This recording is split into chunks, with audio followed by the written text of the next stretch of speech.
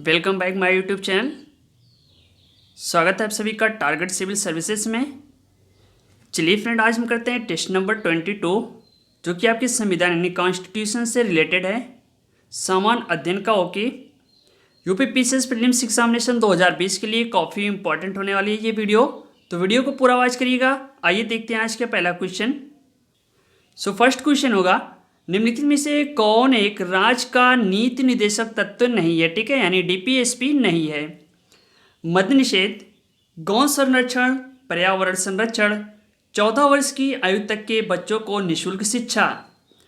अब यहाँ पे नहीं शब्द लगा है तो केयरफुली एग्जाम में बैठना और इसको सॉल्व करना। ओके, चलिए देखिए यहाँ पे राइट ऑप्शन होगा ऑप्शन डी, यानी 14 वर्ष की आयु तक के बच्चों को निःशुल्क शिक्षा। ये आपके नीति निर्देशक तत्व में नहीं आता, ठीक है, यानी डीपीएसपी में ये नहीं आता।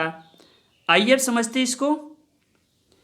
संविधान में मद्य निषेध यानी अनुच्छेद 47 के तहत गौ संरक्षण, अनुच्छेद 48 के तहत पर्यावरण संरक्षण, अनुच्छेद 48 का के तहत राज्य के नीति निर्देशक तत्व हैं, ठीक है, यानी मद्य निषेध अनुच्छेद 47, गौ संरक्षण अनुच्छेद 48 के तहत, साथ ही पर्यावरण संरक्षण अनुच्छेद 48 सब क्लॉज का के तहत राज्य के नीति निर्देशक तत्व में शामिल है। ओके, 14 वर्ष की आयु तक के बच्चों के लिए निःशुल्क एवं अनिवार्य शिक्षा का उपबंध पहले अनुच्छेद 45 के तहत नीति निर्देशक तत्व था, परंतु 86वें संविधान संशोधन अधिनियम 2002 के बाद अनुच्छेद 21 क के तहत मूल अधिकार बन गया, ठीक है। तब यहाँ से क्लियर क्वेश्चन हुआ, नोट कर लेना, यानी अनुच्छेद 21 सब क्लॉज का या सब क्लॉज से के, ठीक है, 86वें संविधान संशोधन 2002 द्वारा।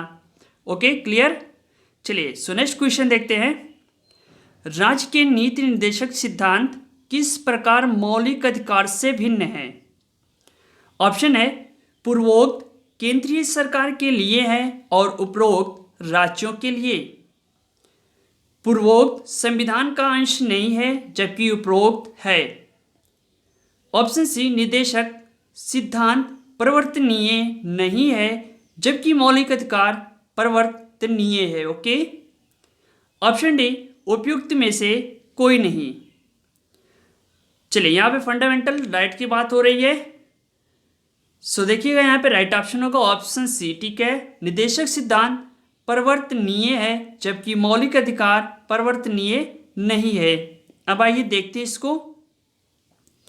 राज्य के नीति निर्देशक तत्व मौलिक अधिकारों से भिन्न है क्योंकि निर्देशक सिद्धांत परिवर्तनीय नहीं है जबकि मौलिक अधिकार न्यायालय द्वारा परिवर्तनीय है। निर्देशक संविधान के भाग 4 में वर्णित है और कल्याणकारी राज्य की स्थापना के लिए दिए गए निर्देश है, जबकि भाग 3 में वर्णित मौलिक अधिकार व्यक्तियों को राज्यकृत के विरुद्ध दिए गए सुरक्षा की गारंटी है। अब यहाँ से क्लियर हो गया आपका क्वेश्चन, ठीक है, यानी डीपीएसपी और फंडामेंटल राइट्स यानी दोनों में कितना बड़ा डिफरेंस है। ओके, क्लियर यहाँ से क्वेश्चन।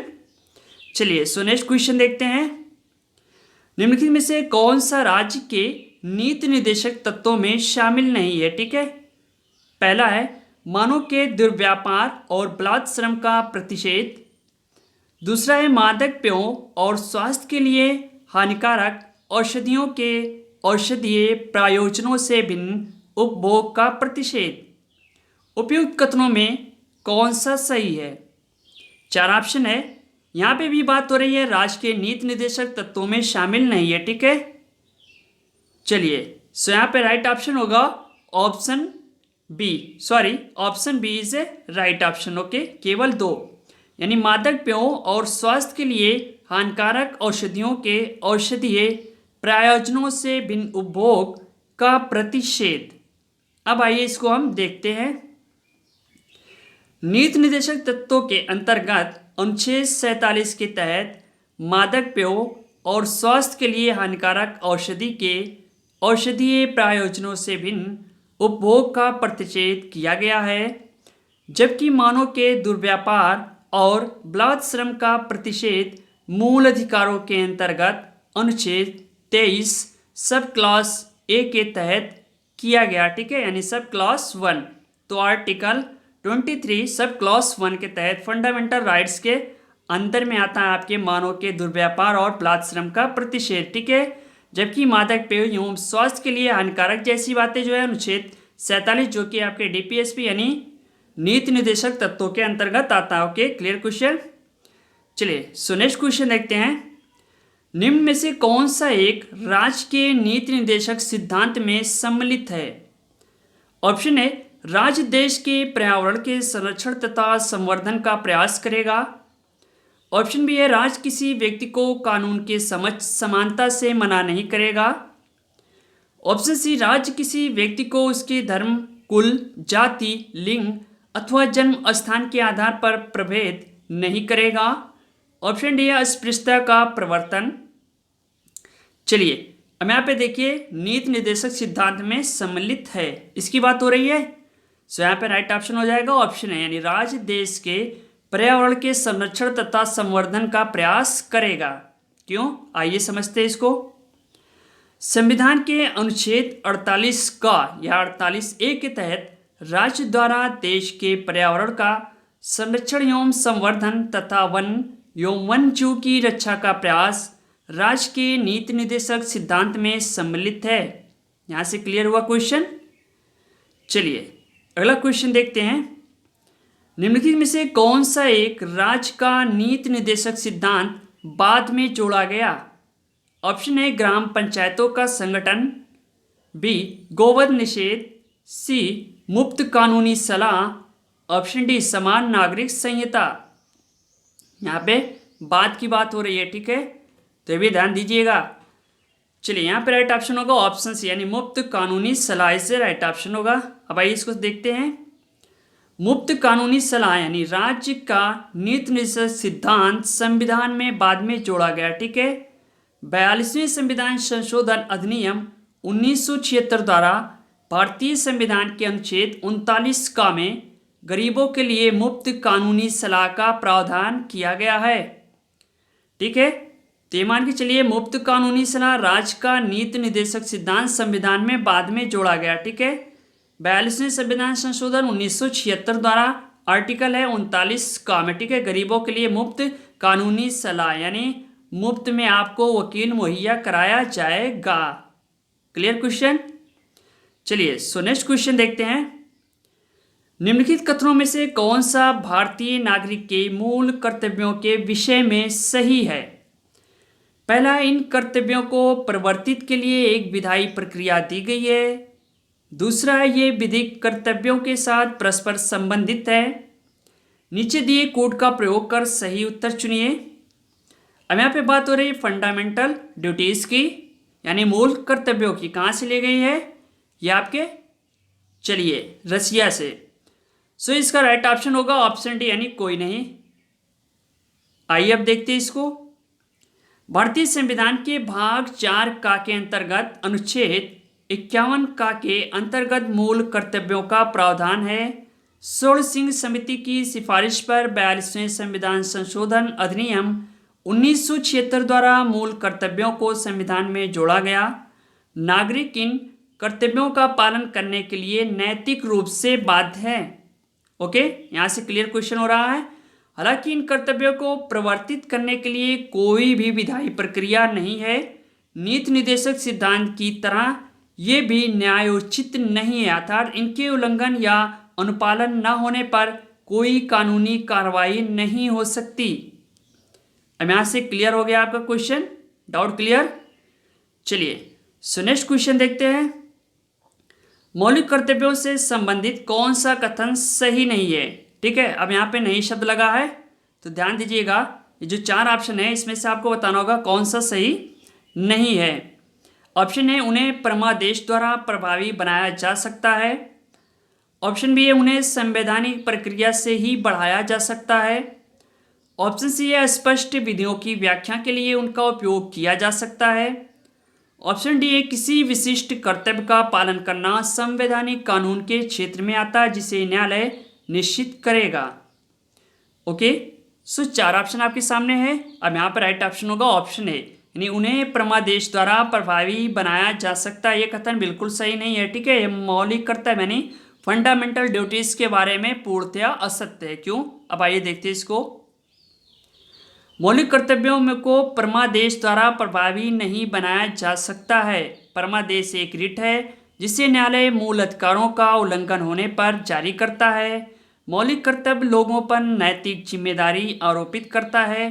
प्रशासन इसके लिए जिम्मेदार नहीं है, जबकि रिटें प्रशासनिक अधिकारी के विरुद्ध जारी की जाती हैं। क्लियर यहाँ से क्वेश्चन? चलिए, आपका डाउट क्लियर हो रहा है? कमेंट बॉक्स में जरूर बताना आपको वीडियो कैसी लग रही फ्रेंड। ओके, चलिए सो नेक्स्ट क्वेश्चन है आपका, एक नागरिक के मूल कर्तव्यों में निम्न में से कौन सा कर्तव्य सम्मिलित नहीं है? ठीक है, अब यहाँ पे भी नई शब्द लगा। पहला है प्राकृतिक पर्यावरण की रक्षा और उसका संवर्धन। ऑप्शन बी है स्वतंत्रता के लिए हमारे राष्ट्रीय आंदोलन को प्रेरित करने वाले उच्च आदर्शों को संजोए रखें और उनका पालन करें। ऑप्शन सी है अस्पृश्यता मिटाने की ओर प्रयास करें। ऑप्शन डी है वैज्ञानिक दृष्टिकोण, मानववाद और ज्ञानार्जन तथा सुधार की ओर भावना का विकास करें। अब ये चार ऑप्शन है, सोचना है इसका राइट ऑप्शन कौन सा होगा। सो यहाँ पे राइट ऑप्शन होगा ऑप्शन सी। ठीक है, यानी अस्पृश्यता मिटाने की ओर प्रयास करें। ये क्या है? ये कर्तव्य में सम्मिलित नहीं है, यानी मूल कर्तव्य फंडामेंटल ड्यूटीज में ये शामिल नहीं है। क्यों? अब आइए देखते हैं इसको। भारतीय संविधान के भाग 4 क के तहत अनुच्छेद 51 क में मूल कर्तव्यों का समावेश किया गया है। अस्पृश्यता मिटाने की ओर प्रयास करें इनमें शामिल नहीं है। अनुच्छेद 17 के तहत अस्पृश्यता का अंत मौलिक अधिकार है। ठीक है, तो यह है कहाँ पे? फंडामेंटल राइट्स पे। ठीक है, ये फंडामेंटल ड्यूटीज में नहीं है। चलिए सो नेक्स्ट क्वेश्चन देखते हैं, निम्न में से कौन भारतीय संविधान के अंतर्गत मौलिक कर्तव्यों में सम्मिलित नहीं है? ठीक है, यानी फंडामेंटल ड्यूटीज में शामिल नहीं है। ऑप्शन है देश की रक्षा करना एवं राष्ट्र की सेवा करना। ऑप्शन बी है हमारी सामाजिक सांस्कृतिक की गौरवशाली परंपरा का महत्व समझना और उनका परिरक्षण करना। ऑप्शन सी ग्राम पंचायतों के गठन में सहायता करना। ऑप्शन डी सार्वजनिक संपत्ति को सुरक्षित रखना और हिंसा से दूर रहना। वेरी इंपॉर्टेंट क्वेश्चन, खाना पीना भूल जाओ लेकिन यहाँ से क्वेश्चन मत भूलना। ओके, सो अब यहाँ पे राइट ऑप्शन होगा ऑप्शन सी। ठीक है, ग्राम पंचायतों के गठन में सहायता करना। ये क्या है? मौलिक कर्तव्य में सम्मिलित नहीं है। ठीक है, यानी फंडामेंटल ड्यूटीज में शामिल नहीं है। क्यों? आइए देखते हैं इसको। ग्राम पंचायतों के गठन में सहायता करना भारतीय संविधान के अंतर्गत मूल कर्तव्य नहीं है। ठीक है, अनुच्छेद 40 के अनुसार राज्य के नीति निर्देशक तत्व के तहत राज्य ग्राम पंचायतों का संगठन करने के लिए कदम उठाएगा। ठीक है, तो अब यहाँ से बात क्लियर हुई। ग्राम पंचायतों के गठन के लिए आर्टिकल 40 यानी अनुच्छेद 40 है जो कि राज्य के नीति निर्देशक तत्व में शामिल है, ये भी ध्यान देना। ठीक है, जबकि देश की रक्षा करना एवं राष्ट्र की सेवा करना अनुच्छेद 51 का के तहत हमारी सामाजिक संस्कृति की गौरवशाली परंपरा का महत्व समझना और उसका परिरक्षण करना मूल कर्तव्य में शामिल है। यानी कहाँ पे शामिल है? फंडामेंटल ड्यूटीज में। ओके, ये आर्टिकल याद कर लेना, अनुच्छेद 51 का वेरी इंपॉर्टेंट है, ग्राम पंचायत से रिलेटेड है, अनुच्छेद 40। ओके, जो कि आपके राज्य के नीति निर्देशक तत्व में शामिल है। चलिए सो नेक्स्ट क्वेश्चन देखते हैं। कथन है संघीय कार्यपालिका का मुखिया भारत का राष्ट्रपति होता है, कारण राष्ट्रपति की शक्तियों की कोई सीमा नहीं है। अब तो यहाँ से ध्यान दीजिए, आप लोग 5 सेकंड टाइम लीजिए और सोचिए समझिए इसको, निम्न में से कौन सा एक सही है। ठीक है, तो थोड़ा माइंड पे प्रेशर देना, बल लगाना और सोचना समझना, क्योंकि इस टाइप के question UP PCS prelims examination 2019 में आ चुके हैं, जो कि आपका यूपीएससी पैटर्न पे आधारित है। ओके, चलिए अब यहाँ पे राइट ऑप्शन होगा ऑप्शन सी, यानी ए सही है और आर गलत। यानी संघीय कार्यपालिका का मुखिया भारत का राष्ट्रपति होता है। ठीक है, राष्ट्रपति की शक्तियों की कोई सीमा नहीं है। अब आइए देखते हैं इसको। संविधान के अनुच्छेद 53 के तहत संघ की कार्यपालिका शक्ति राष्ट्रपति में निहित होती है। अतः संघीय कार्यपालिका का मुखिया राष्ट्रपति होता है। ओके। अनुच्छेद 74 सब क्लॉज 1 के तहत राष्ट्रपति अपने कृत्यों का प्रयोग मंत्री परिषद की सलाह पर करता है। ठीक है, तो आर्टिकल 74 सब क्लॉज 1 में क्या है कि कृत्यों का प्रयोग मंत्री परिषद की सलाह से करता है। कुछ समझ में आया यहाँ पे? चलिए, सो नेक्स्ट क्वेश्चन है, भारतीय संविधान का कौन सा अनुच्छेद राष्ट्रपति के पद के लिए पुनः निर्वाचन की योग्यताएं निर्धारित करता है? Article 52, article 54, article 55, article 57। चलिए बताएं, अनुच्छेद 52, अनुच्छेद 54, अनुच्छेद 55, अनुच्छेद 57। सो यहाँ पे राइट ऑप्शन होगा ऑप्शन डी। ठीक है, आर्टिकल 57 यानी अनुच्छेद 57 राष्ट्रपति के पद के लिए पुनः निर्वाचन की योग्यता निर्धारित करता है। तो पहले तो ये आर्टिकल याद कर लीजिए। अब आइए इसको समझते हैं। भारतीय संविधान का अनुच्छेद 57 राष्ट्रपति के पद के लिए पुनः निर्वाचन के लिए पात्रता निर्धारित करता है।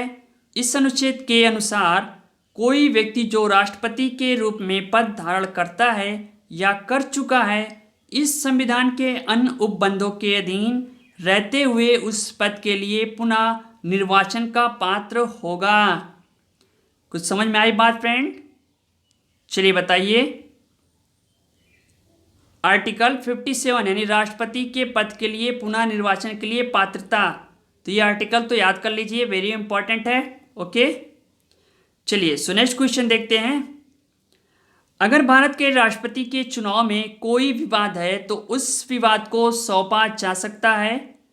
ऑप्शन ए भारत के महाधिवक्ता को, ऑप्शन बी संसद को, ऑप्शन सी उच्चतम न्यायालय को, ऑप्शन डी किसी को नहीं। चलिए फ्रेंड, हो सके तो इसका आंसर आप लोग दीजिए कमेंट बॉक्स में। वेरी इंपॉर्टेंट क्वेश्चन है, यानी राष्ट्रपति के चुनाव में कोई विवाद है तो उस विवाद को सौंपा जा सकता है। ठीक, आइए इसके डिटेल हम यानी व्याख्या बता देते हैं। अगर भारत के राष्ट्रपति के चुनाव में कोई विवाद है तो उस विवाद को अनुच्छेद 71 सब क्लॉज 1 के अनुसार भारत के उच्चतम न्यायालय को सौंपा जाएगा और उच्चतम न्यायालय द्वारा दिया गया निर्णय अंतिम होगा। ओके, क्लियर क्वेश्चन, यानी फर्स्ट एंड लास्ट होगा। आर्टिकल 71 सब क्लॉज 1 के तहत अगर कोई विवाद हो गया, मान लीजिए राष्ट्रपति के चुनाव में, तो हम डायरेक्ट कहाँ जाएंगे? उच्चतम न्यायालय में। ठीक है, चलिए सो नेक्स्ट क्वेश्चन है, भारत का कार्यपालिका अध्यक्ष कौन है? राष्ट्रपति, प्रधानमंत्री, विपक्ष, मुख्य सचिव। चलिए बताइए फ्रेंड, इसका राइट ऑप्शन कौन सा होगा? सो यहाँ पर राइट ऑप्शन है ऑप्शन है यानी राष्ट्रपति। भारत का कार्यपालिका अध्यक्ष कौन होता है? राष्ट्रपति। ओके, क्यों? आइए देखते हैं इसको। अनुच्छेद 53 सब क्लॉज 1 के अनुसार संघ की कार्यपालिका शक्ति राष्ट्रपति में निहित होगी, जिसका प्रयोग वह इस संविधान के अनुसार स्वयं या अपने अधीनस्थ अधिकारियों के द्वारा करेगा। इस प्रकार भारतीय संघ का एग्जीक्यूटिव हेड राष्ट्रपति होता है। ठीक है, सो क्लियर क्वेश्चन। आर्टिकल यानी अनुच्छेद 53 1 के अनुसार संघ की कार्यपालिका शक्ति राष्ट्रपति में निहित होगी। ओके, चलिए सो नेक्स्ट क्वेश्चन देखते हैं फ्रेंड। कथन है राष्ट्रपति संसद का भाग है। कारण आर, संसद के दोनों सदनों द्वारा पारित विधेयक बिना राष्ट्रपति की स्वीकृति के कानून नहीं बन सकता। उपयुक्त के संदर्भ में निम्न में से कौन सा एक सही है? चलिए सोचिए समझिए और इसका राइट ऑप्शन दीजिए फ्रेंड। सो यहाँ पे राइट ऑप्शन होगा ऑप्शन ए, यानी ए और आर दोनों सही तथा आर ए की सही व्याख्या है। यानी राष्ट्रपति संसद का भाग है, ये तो बात सही है। संसद के दोनों सदनों द्वारा पारित विधेयक बिना राष्ट्रपति की स्वीकृति के कानून नहीं बन सकता। Very good question. Okay, so note करते रहिएगा। अब आइए देखते हैं इसको। संविधान के अनुच्छेद 79 के अनुसार भारत की संसद राष्ट्रपति और दोनों सदनों से मिलकर बनी है। साथ ही अनुच्छेद 111 के तहत संसद के दोनों सदनों द्वारा पारित विधेयक राष्ट्रपति की स्वीकृति के बाद कानून का रूप लेता है। क्लियर हो गया क्वेश्चन। यानी आर्टिकल 79 के अनुसार संसद राष्ट्रपति और दोनों सदनों से मिलकर बनती है। साथ ही आर्टिकल 111 के तहत संसद के दोनों सदनों द्वारा अगर कोई विधेयक पास हो गया है और राष्ट्रपति ने अपनी उस पर स्वीकृति दी है तो कानून का रूप धारण कर लेगा। ओके फ्रेंड, सो फ्रेंड ये रही वीडियो को लाइक करो, ज़्यादा से ज़्यादा शेयर करो अपने दोस्तों के साथ। UP PCS prelims examination 2020। Okay, मिलते हैं नेक्स्ट वीडियो के साथ। Okay, thanks, best of luck, thank you.